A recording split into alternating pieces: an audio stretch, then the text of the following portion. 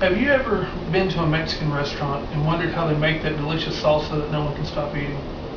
Well, I've come up with a recipe that duplicates that taste.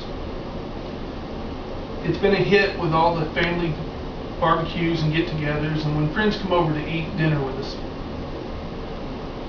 It's an easy, fast recipe to make, and cleanup is a snap. It doesn't take long at all. First, let's start with the things you need to make it. First, you'll need a food processor or a blender. And I've got here a food processor that came with it, or a blender that came with a food processor attachment. Either one will work, it doesn't matter. Next, you'll need 1 can of crushed tomatoes. I don't know how many fresh tomatoes it takes to make the same amount, so that's why I go with this. It makes the right amount every time. Next, you'll need a jar of sliced jalapenos. It's your choice on what heat level you want. It's totally up to you. And I use the one with the jarred kind because the juices in it give it a help the flavor of the salsa. Next, you'll need cilantro, some fresh cilantro. The fresher the leaves, the better the taste of it, I think. And the cilantro also gives the unique flavor. Next, you'll use just some regular old iodized table salt. And then finally, last but not least, some garlic powder. This here is McCormick in it. You can use store brand or whatever. It's pretty much the same. Now that we've got everything we need, let's go ahead and get started. First, you'll take the can of crushed tomatoes and you very carefully pour it in because it splatters really bad. And once you've got that all in there, make sure it's all out of the can. Next, you'll take the jalapenos and you want to add about 10 to 15 jalapenos. Kind of depends on what heat level you want. It's always best, I think, to start with fewer. I'll start here with about 10.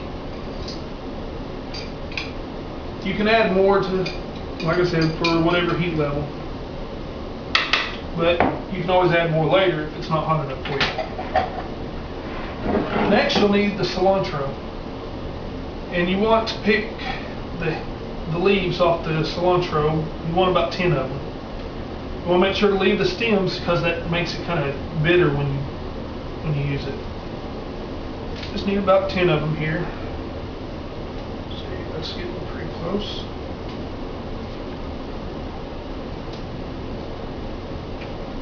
Okay. And next you'll need the table salt. You're going to want to add need to add a half teaspoon of salt. I'm not much for salt, so I don't really add a whole lot. Sometimes I even do less than half a teaspoon. You can add more to taste. And finally, you want to add the garlic powder. It takes 1/4 teaspoon of garlic powder. Once you get that in there, you're ready to go put the lid on.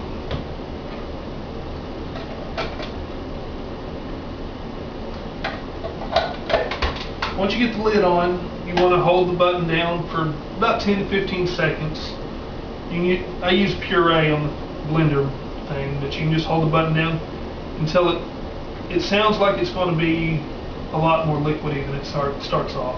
You want to make sure all the green stuff in there turns into little fine green specks throughout the salsa.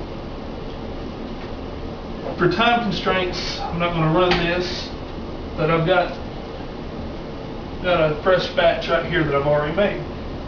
And what you have left is some wonderful tasting salsa that normally you'd run to the local restaurant to buy. They don't give you enough when you buy it, and it costs like $3 to $5. Plus, you can make this a lot cheaper to make, and you get a whole lot more. Now you can be a hit at the next family get-together that you have.